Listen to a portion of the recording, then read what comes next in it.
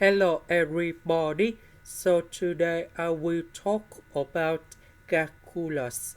The topic today is about integration. So now I will show you how to answer. We need to use about integration by substitution. So I will put about u equal to ln of secant of x. Later that we need to do first the derivative for the both sides, and we have tan x dx. This one we change by u. Tan x dx we change by du. The integration of sine u we have negative cosine u, and I will put about c.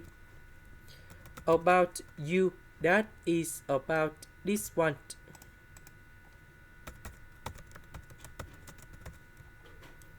Next, we apply the same formula in here. So, for this one, we change by u. Tan x dx we change by du. The integration of cosine u, we have sine u, and I will put about c. About u, that is about this one.